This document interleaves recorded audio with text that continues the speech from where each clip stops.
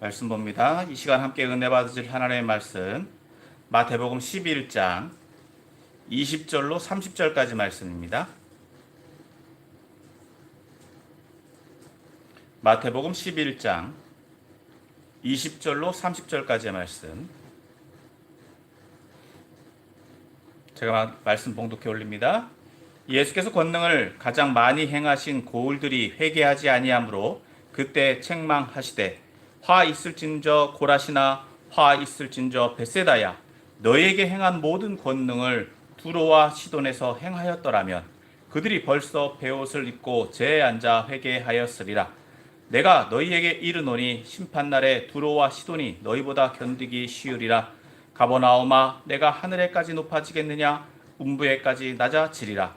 내가 행한 모든 권능을 소돔에서 행하였더라면 그 성이 오늘까지 있었으리라. 내가 너희에게 이르노니 심판날에 소돔 땅이 너희보다 견디기 쉬우리라 하시니라. 그때 예수께서 대답하여 이르시되 천지의 주제이신 아버지여 이것을 지혜롭고 슬기 있는 자들에게는 숨기시고 어린아이들에게는 나타내심을 감사하나이다. 옳소이다. 이렇게 된 것이 아버지의 뜻이니이다. 내 아버지께서 모든 것을 내게 주셨으니 아버지 외에는 아들을 아는 자가 없고 아들과 또 아들의 소원대로 계시를 받는 자 외에는 아버지를 아는 자가 없느니라.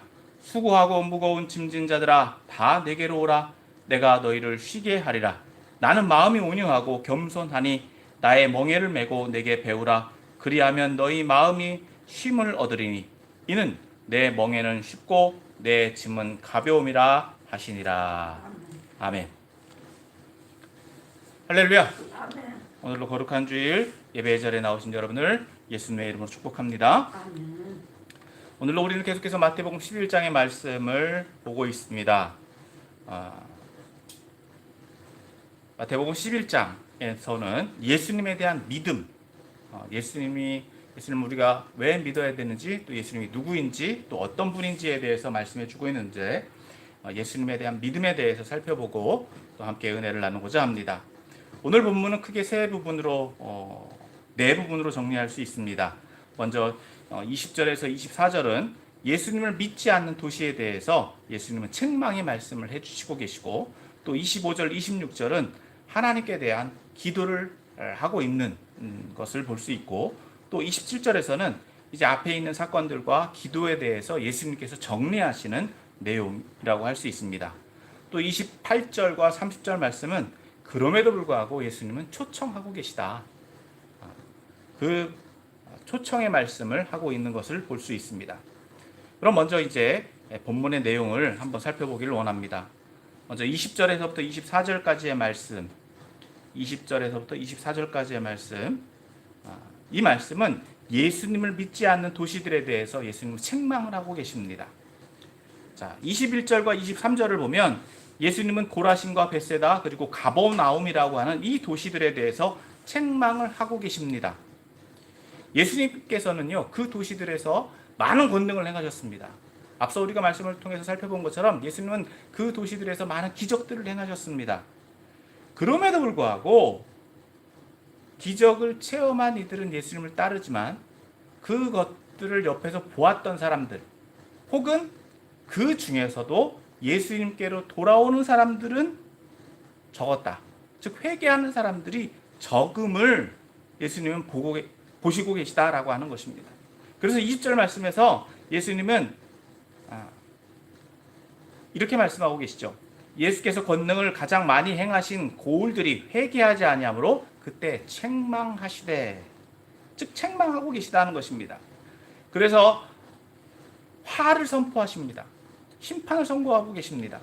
화 있을진저 고라시나 화 있을진저 벳세다야 너희에게 행한 모든 권능을 두로와 시돈에서 행하였더라면 그들이 벌써 베옷을 입고 제에 앉아 회개하였으리라.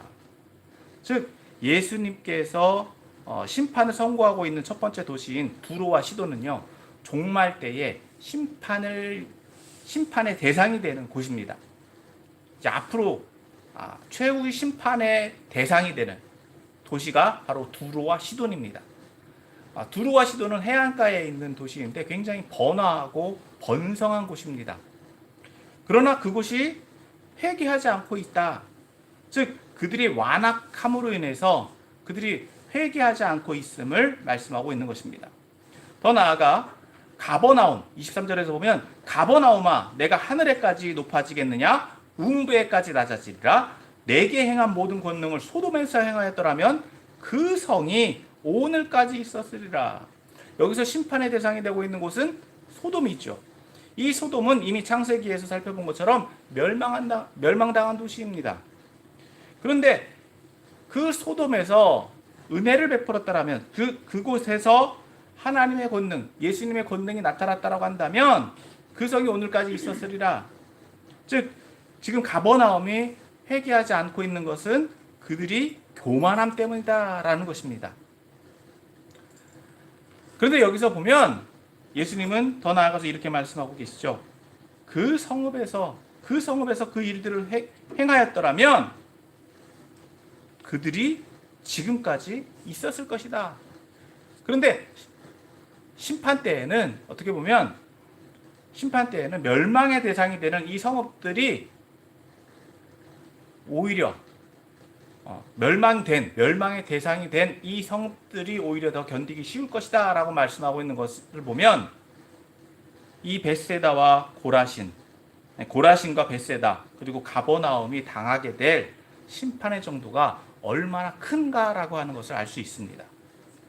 다시 말해서 그들이 이렇게 극심한 결과를 맞이할 수밖에 없는 것은 예수님의 은혜, 즉 예수님이 기적을 많이 체험하고 은혜를 많이 입었음에도 불구하고 예수님 믿고 따르지 않기 때문이다라고 하는 것입니다. 그러므로 많은 은혜를 받았다라고 한다면 그에 합당한 책임도 있어야 된다라고 하는 것을 우리는 알 수 있습니다. 계속해서 예수님은 그러한 사건 뒤에 상황 뒤에 이렇게 기도하십니다. 25절, 26절입니다. 그때 예수께서 대답하여 이르시되 천지의 주제이신 아버지여 이것을 지혜롭고 슬기 있는 자들에게는 숨기시고 어린 아이들에게는 나타내심을 감사하나이다. 옳소이다. 이렇게 된 것이 아버지의 뜻이니이다. 사실 이 기도는요 예수님의 감사 기도라고 볼 수 있는데 왜 이렇게 기도하시느냐? 즉 하나님의 주권을 인정하고 있다는 것입니다. 예수님이 지금 이 결과, 즉 회개하지 않는 이 도시들을 바라보고 있는 것을 회개하지 않는 이 도시들을 바라보시면서 이것이 하나님의 뜻이다라고 하는 거예요. 자, 그럼 여기에서 지혜롭고 슬기 있는 사람들은 누구냐? 또 어린아이들은 누구냐입니다. 그리고 그들에게 숨겨진 것은 무엇이고 나타난 것은 무엇일까요? 자, 지혜롭고 슬기로운 사람들은 오늘 본문의 말씀에서 연장해서 보면 복음을 받아들이고 있지 않는 사람들입니다. 다시 말해서 이들은 스스로 지혜 있다라고 생각을 하고 있기 때문에 예수님의 말씀을 거부하고 있습니다. 예수님의 말씀을 인정하지 않습니다. 하지만 어린아이들은 어린아이들은 복음을 받아들이고 있는 사람들입니다. 그렇기 때문에 이 복음을 순진한 마음으로 받아들이고 그것을 의지하고 믿고 있는 사람들을 말합니다. 그래서 지혜롭고 슬기로운 사람들에게는 지혜롭고 슬기로운 사람들에게 하나님의 나라는 감추어져 있습니다. 복음을 받아들이지 않기 때문에 그들에게 하나님의 나라는 감추어져 있지만 어린아이들에게는 나타나 있다라고 하는 것입니다. 그렇기 때문에 예수님을 믿는 사람들, 예수님을 메시아로 믿는 사람들은 어린아이와 같은 사람들이고 하나님의 나라를 발견한 사람들, 하나님의 나라를 아는 사람들, 곧 그들이 하나님의 나라를 선택한 사람들이다라고 말씀하고 있는 것입니다. 그런데 이러한 선택이 하나님의 주권 속에 있다라고 하는 것입니다. 사실 우리의 선택이지만 그 당시 예수님을 따르고 믿었던 사람들의 선택이긴 하지만 그것은 어쩔 수 없는 하나님의 선택의 주권 속에 역사하고 있다라고 하는 것입니다. 자, 세 번째로 이것에 대해서 예수님은 이렇게 정리를 하고 계시죠. 자, 27절 말씀입니다. 27절. 자, 내 아버지께서 모든 것을 내게 주셨으니 아버지 외에는 아들을 아는 자가 없고 아들과 또 아들의 소원대로 계시받는 자 외에는 아버지를 아는 자가 없느니라. 예수님은 이 말씀들 앞에 있는 그 사건과 예수님의 기도를 정리하고 계시는데, 아버지를 아는 사람, 즉 아버지를 알기 위해서는 누구를 먼저 알아야 된다? 아들을 알아야 된다는 거죠. 즉 아들이 누구냐? 예수님 이름을 가르치고 있습니다. 그러면 이 아들의 정체성, 아들의 본질을 아는 사람은 누구다? 아버지다라고 하는 거예요. 아버지만이 아들이 누구인지를 알아요. 그런데 아들은 누구를 안다? 아버지를 알아요. 아버지를 온전히 아는 사람은 아들밖에 없고 또 아들에 의해서 선택받은 사람들. 반대로 말하면 아들에 의해서 선택받았다고 한다면 아들을 믿고 따르는 사람들, 자신들이 선택한 것 같지만, 자신들이 예수님 앞에 나왔지만 그것은 예수님의 선택이 있었기 때문이다라고 하는 거예요. 그러므로 아버지를 알기 위해서는 누구를 알아야 된다? 아들을 알아야 되고, 아들을 아는 사람들은 아들에 의해서 선택받은 사람들을 통해서 아버지를 알 수 있다. 즉 예수님은 하나님을 온전히 알고 있는 사람이고 온전히 알고 있는 분이고, 하나님을 온전히 믿기 위해서는 누구를 통해야 된다? 예수님을 통해야 된다 라고 말씀하고 있는 것입니다. 더 나아가서 예수님의 뜻을 따르는 사람들, 예수님의 말씀, 예수님의 부르심에 반응한 사람들은 누구를 알 수 있다? 하나님을 알 수 있다라고 말씀하고 있는 것입니다.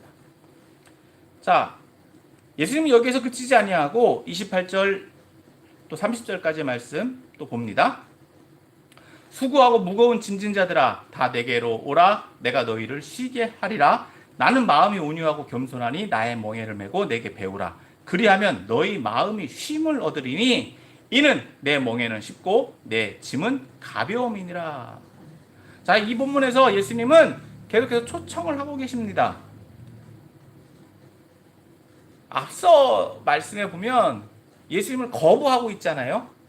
예수님의 많은 기적들, 많은 은혜들을 베푸셨음에도 불구하고 그 성읍들은 예수님을 믿지 않습니다. 그럼에도 불구하고 예수님은 계속해서 그들을 부르고 계시다. 그 초청의 대상이 누구냐? 수고하고 무거운 짐진 자들이다라고 하는 거예요. 자, 이 사람들은 무엇에 수고하고 무엇을 무거운 짐을, 어떤 무거운 짐을 지고 있는 것이냐? 오늘 본문에서 보면 예수님은 이 수고하고 무거운 짐에 상응하는 누구의 짐을 지라? 예수님의 짐, 예수님의 멍에를 메고 예수님의 짐을 지라라고 이야기합니다. 그럼 이 멍에와 짐이 의미하는 것이 무엇이냐? 멍에는 그 당시 상황에서 보면 율법, 곧 하나님의 말씀, 가르침을 의미한다라고 볼 수 있습니다. 그럼 짐은 무엇이냐? 즉 멍에를 감당하는 무게, 멍에를 감당하기 위한 능력, 즉 이것을 조금 더 설명하면 생활 규범이나 행동 규칙 혹은 의무라고 할 수 있을 것입니다. 그러므로 28절에서 예수님이 초청하시는 수고하고 무거운 짐진 자들은 율법에 의해 수고하고 그 율법을 지키기 위해서 율법을 어렵게 행하고 있는 사람들, 무거운 짐을 지고 있는 사람들과 같이 어렵게 행하고 있는 사람들이다라고 말할 수 있습니다. 그래서 예수님은 아마도 당시 종교 지도자들이나 그 가르침을 받은 백성들을 의미한다라고 볼 수 있습니다. 그들을 부르고 계시다.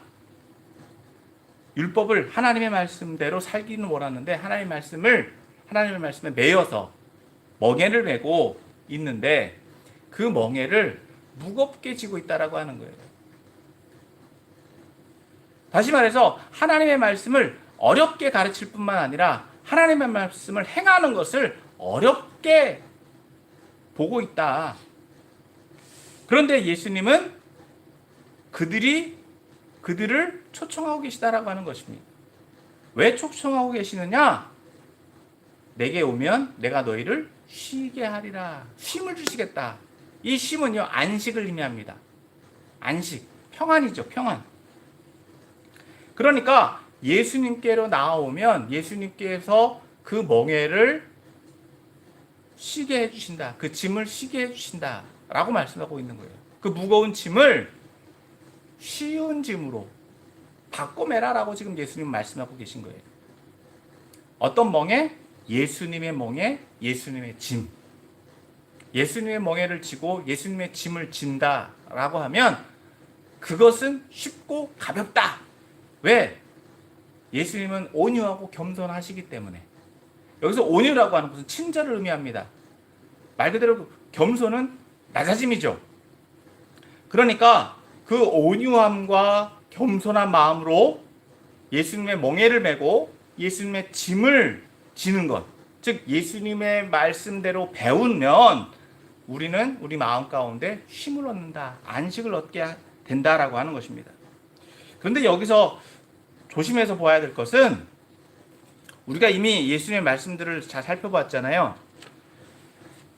그렇다라고 해서 예수님의 제자가 된다라고 한 예수님의 멍에를 메고 예수님의 짐을 진다라고 하는 것은 예수님의 제자가 된다라고 하는 의미인데, 그렇다라고 해서 예수님의 멍에가 결코 가볍냐, 또 그 짐의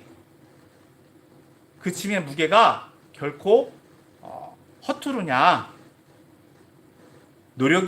아무 노력이 필요 없느냐라고 하는 것은 아니다라고 하는 것입니다.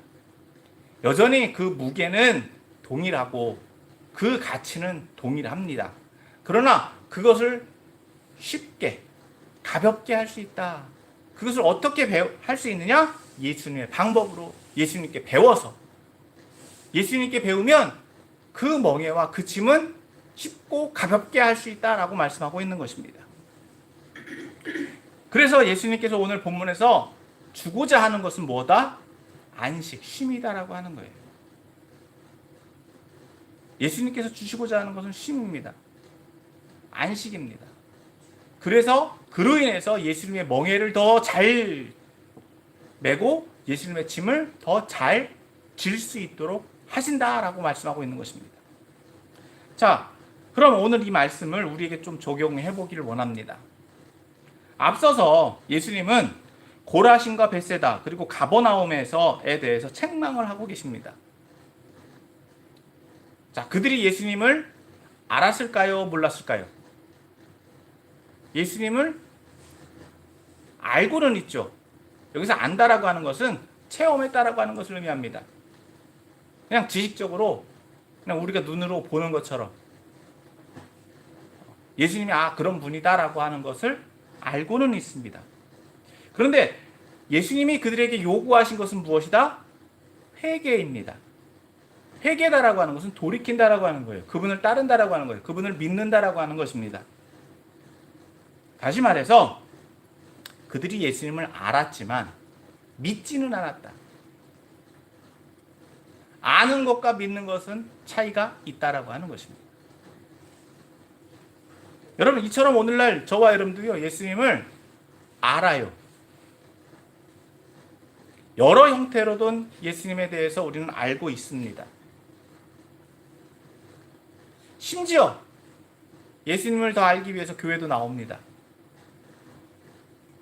그런데 예수님을 믿지는 않아요. 예수님을 체험합니다. 기적도 체험합니다. 예수님을 따라다니기도 합니다. 근데 예수님을 믿지는 않아요. 말로는 우리가 믿는다 하지만 믿음의 결과들이 나오지를 않아요. 무엇으로 알 수 있습니까?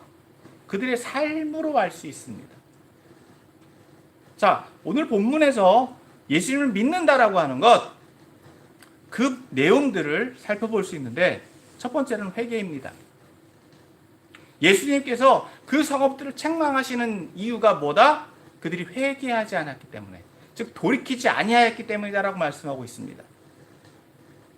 예수님이 기적을 행하심을 통해서 예수님이 누구인지를 충분히 보여주셨습니다. 예수님이 그런 능력이 있다라고 하는 것을 충분히 나타내 주셨습니다. 그렇다라고 한다면 예수님이 누구이신지를 알았다라고 한다면 예수님께로 돌이켜야 되겠죠. 예수님이 하나님의 아들이시고 예수님이 메시아다라고 하는 것을 믿어야 되는데 알고만 있어요. 아는 데에서 그치고 있다라고 하는 거예요. 즉 예수님께로 돌이켜야 되는데 돌이키지를 않아요. 돌이킨다라고 하는 것은 뭐냐? 회개입니다. 회개. 돌이킨다라고 하는 것은 이전의 삶을 버리고 새로운 삶을 살아간다라고 하는 거예요. 새로운 가치관, 새로운 삶의 기준, 새로운 평가 기준을 가지고 가치관을 가지고 살아가는 것을 의미합니다. 그런데 누구의 가치관? 예수님의 가치관. 예수님의 말씀대로 살아가려고 하는 것. 삶의 방식, 양식들이 다 바뀌어야 되는 거예요. 그것이 회개입니다. 말로만 회개한다라고 되는 것이 아니라 삶의 결론들이, 방향성들이 바뀌어져야 되는 거예요. 그런데 그러한 것들이 없다라고 하는 거예요. 두 번째로 예수님을 온전히 받아들이는 것입니다. 이 회개가 단번에 이루어지기 어렵다라고 한다면 그것을 가능하게 하는 것은 예수님을 온전히 받아들이는 거예요. 영접하는 거예요. 그래서 오늘 본문에서도 지혜롭고 슬기로운 사람들에게는 감춰져 있습니다. 즉 예수님의 말씀, 즉 예수님이 증거하신 내용들이 무엇이냐? 천국 복음입니다. 하나님의 나라입니다. 그 하나님의 나라를 순수하게 받아들이는 것, 어떤 조건이나 어떤 기준을 제시하는 것이 아니라 하나님의 나라가 나에게 임했다라고 하는 것. 여러분, 우리에게 하나님의 나라가 들어오는 것은요, 우리가 하나님 나라를 믿는 것은 내가 어떤 직분을 가지고 있어서 주어지는 것이 아니다라고 하는 것입니다. 내가 예수를 믿는 순간 우리에게는 하나님의 나라가 임한 거예요. 그것이 구원의 확신입니다. 그런데 이러한 믿음이 없어요. 심지어 어떤 사람들은 이렇게 묻죠. 몇 날, 몇 월, 며칠에 네가 구원 받았냐라고 물어봅니다. 물론 시기적으로 그렇게 따져볼 수도 있겠지만 하나님의 나라는 내가 믿는 순간 우리에게 임해지는 거예요. 그리고 그것을 누리며 살아가는 것입니다. 어린 아이들과 같이 그것을 온전히 받아들이는 거예요.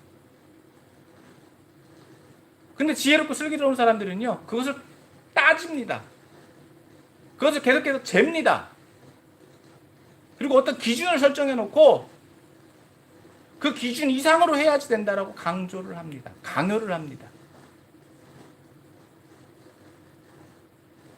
어떻게 보면 하나님의 나라는 너무 쉽게 임해지는 거예요. 어떻게 할 때? 순전하게 받아들일 때.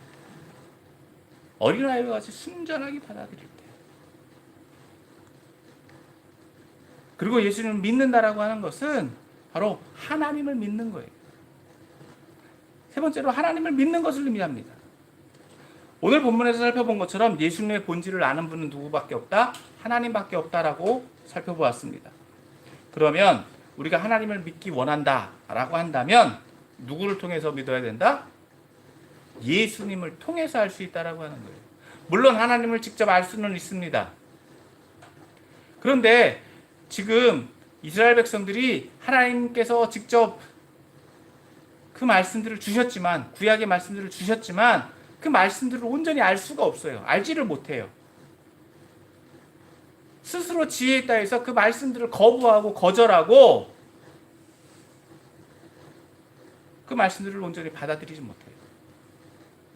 두 가지 양상이죠. 한 부류는 너무 똑똑해서 하나님의 말씀을 받아들이지 않는 경우, 한 경우는 너무 무식해서 하나님의 말씀을 이해하지 못하는 경우.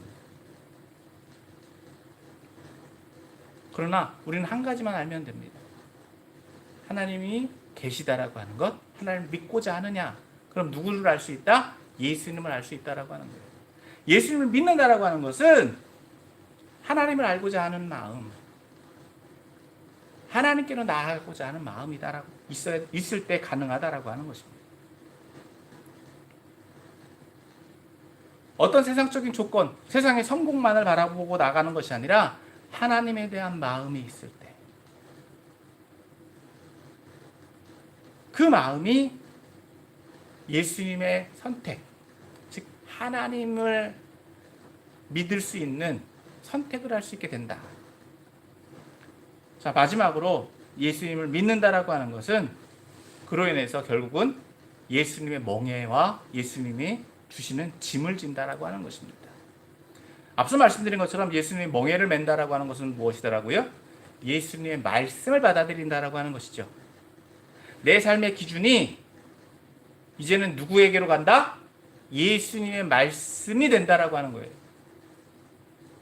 내 삶의 모든 기준들이 예수님의 말씀이 기준이 된다라고 하는 것을 의미합니다. 그로 인해서 우리의 삶의 짐, 삶의 무게는 어떤 무게? 예수님의 짐을 지는 것이 된다라고 하는 것입니다. 다시 말해서 예수님 말씀대로 살고 예수님 가르친 대로 살려고 한다라고 하는 거예요. 그것이 예수님을 믿는다라고 하는 것입니다. 그러므로 오늘 저와 여러분들은 예수님을 아는 데서 그치지 말고 예수님을 믿는 데까지 나아가야 될 줄 믿습니다. 그리고 더 나아가서 예수님을 온전히 믿어야 돼요. 조건을 세우지 말고 어떤 기준을 세우지 말고 예수님을 온전히 받아들이는 것. 그것이 예수님을 온전히 믿는 것이다. 자, 두 번째로 우리가 적용해보고 살펴볼 수 있는 것은 사역에서 성공과 실패를 따질 수 있느냐는 것입니다. 우리는 사역을 할 때 어떤 목회를 볼 때 어떤 목회자들은 성공한 목회자다. 어떤 목회자들은 실패한 목회자다. 더불어서 우리의 인생에서도 어떤 사람은 성공한 인생을 산다. 어떤 사람은 실패한 인생을 산다라고 평가를 합니다. 물론 이것은 사회적 기준에 따라서 이렇게 말할 수도 있습니다. 성적표죠. 그럼 오늘 본문 말씀에서 보면 예수님의 사역은 성공입니까? 실패입니까? 예수님이 기적을 행하셨는데 결과론적으로는요, 그 기적을 행한 도시들이 예수님을 안 믿어요. 예수님 본인의 사역은 성공이라고 할 수 있지만 그로 인해서 그 사역들의 결과는 실패다라고 하는 거예요. 다시 말해서 교회가 얼마나 크냐, 성도가 많냐, 적냐, 그것이 성공의 유무를 가릴 수는 없다라고 하는 것입니다. 우리의 인생에 있어서 똑같다고 하는 거예요. 내 재산이 얼마다, 내 자녀 수가 얼마다 라고 하는 것으로 내가 인생이 성공했냐 실패했냐를 말할 수는 없다라고 하는 겁니다. 우리의 인생의 평가는요, 누구만 하신다? 하나님만 하신다라고 하는 거예요. 성공의 유무, 즉 성공과 실패를 따지는 것은 나에게 주어진 사명을 잘 감당했냐 감당하지 못했냐라고 하는 것입니다. 여러분, 우리가 또 이것을 교회에 또 적용해서 본다면 오늘날 교회 성도 수가 늘지 않는 것, 전도가 안 되는 것은요, 어느 때부터다? 예수님 때부터다라고 하는 거예요. 오늘날만 전도가 안 되는 게 아니에요. 예수님 때도 예수님도 전도를 했는데 회개를 안 해요. 그만큼 회개가 안 된다라고 하는 거예요. 안 믿는 사람들이 많다라고 하는 거예요. 그러니까 요즘에 전도가 안 돼요. 그건 당연하다. 더불어서 또 살펴볼 것은 기적만 행한다고, 뭔가 주기만 한다고 사람들이 믿느냐? 그렇지 않다라고 하는 거예요. 그러나 그 사역들을 포기해야 되느냐? 또 그것도 아니다라고 하는 거예요. 우리가 여기서 알 수 있는 것은 뭐냐? 이렇게 우리가 정당하게, 공정하게 하나님 뜻을 행하고 하나님 말씀을 전하는 것은 우리에게 주어진 사명이고 사역이기 때문에 감당해야 될 일이다라고 하는 것이고, 더불어서 저들이 그것을 받아들이지 않는 것 또한 당연한 일이다. 왜? 하나님의 말씀을 거부하는 것은 세상의 원칙, 하나님의 주권, 하나님의 어떤 질서 속에 있다라고 하는 거예요.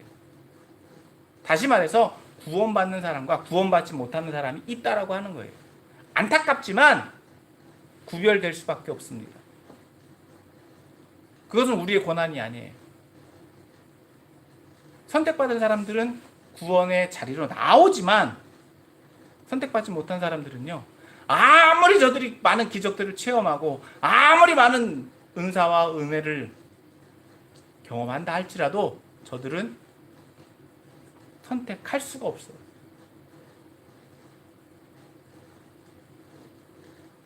그리고 그것을 평가하는 것은요, 우리에게 달려있지 않다라고 하는 거예요.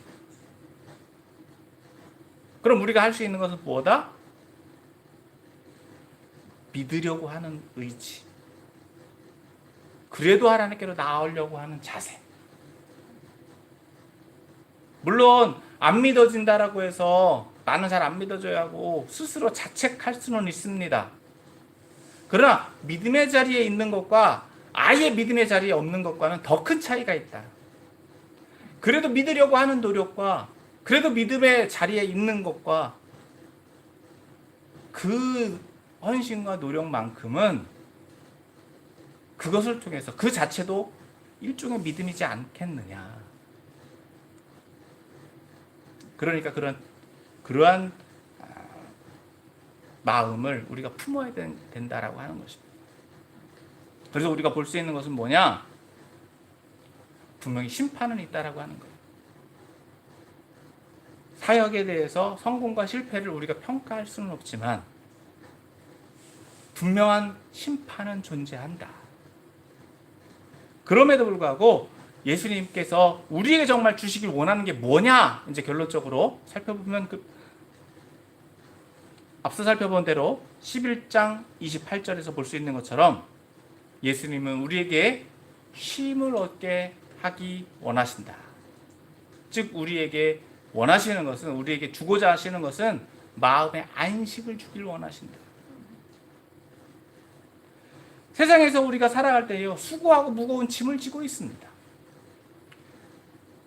오늘 이 본문상에서는 사람들은 하나님의 말씀대로 살고 하나님 뜻대로 살려고 율법에 매여서 율법의 틀에 잡히고 그것을 지키기 위해서 무거운 짐을 지고 살아가지만 주님께서는 그 수고하고 무거운 짐 진 사람들을 초청하고 계시다라고 하는 거예요. 부르고 계시다라고 하는 거예요.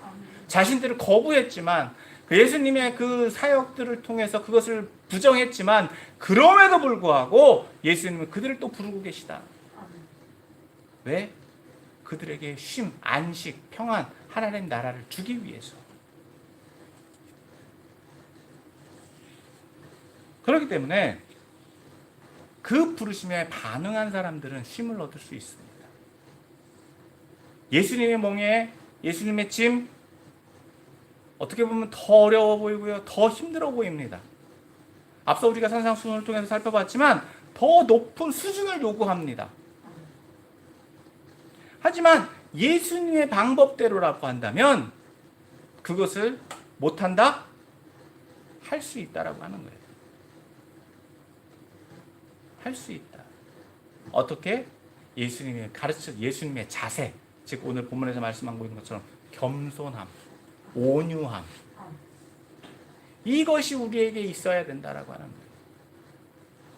완악한 마음들을 가지고 있고 교만한 마음들을 가지고 있었던 도시들은 예수님을 거부했습니다.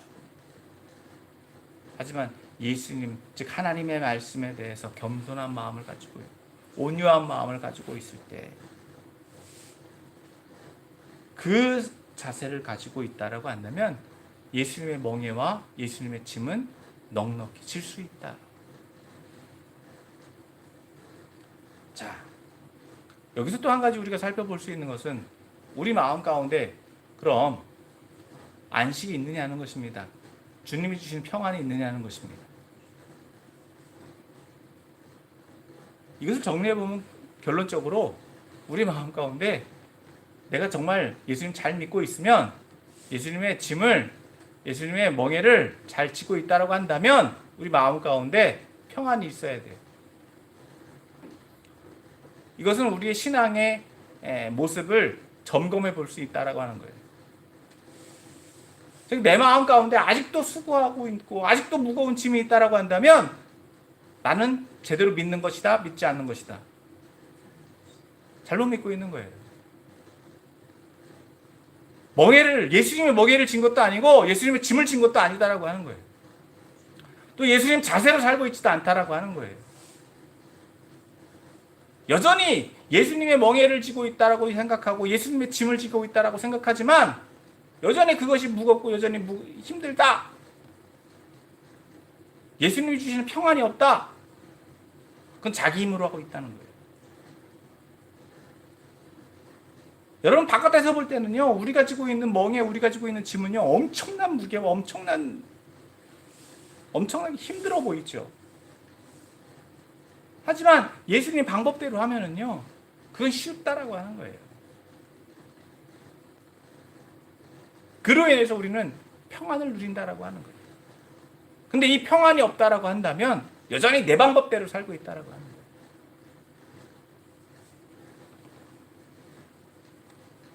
그러므로 사랑하는 성도 여러분, 예수님 방법대로 살기를 원합니다. 예수님의 멍에를 지시기를 원합니다. 또 예수님이 주시는 안식을 누리시길 원합니다.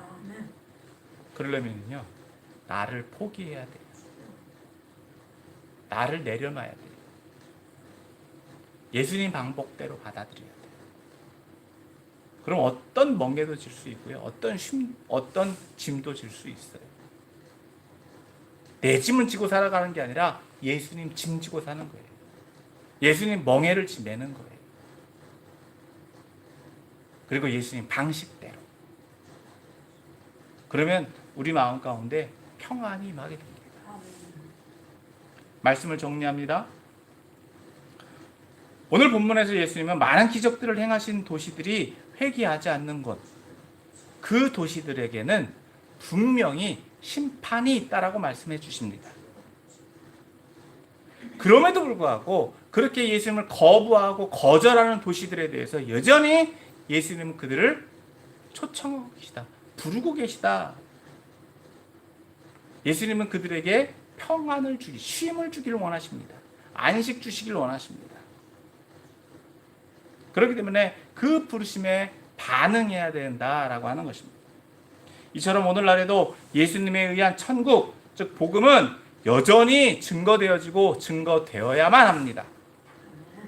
그리고 그 부르심에 응답한 이들에게는, 즉 예수님을 믿음으로 받아들인 사람들, 예수님을 잘 믿는 사람들에게는 평안이 임하게 되는 줄 믿으시고 그런 안식을 얻고 또 예수님의 멍에를 지고 예수님의 짐을 감당해 나가는, 또 그로 인하여서 평안을 얻는 저와 여러분들이 다 되시기를 예수님의 이름으로 간절히 축원합니다.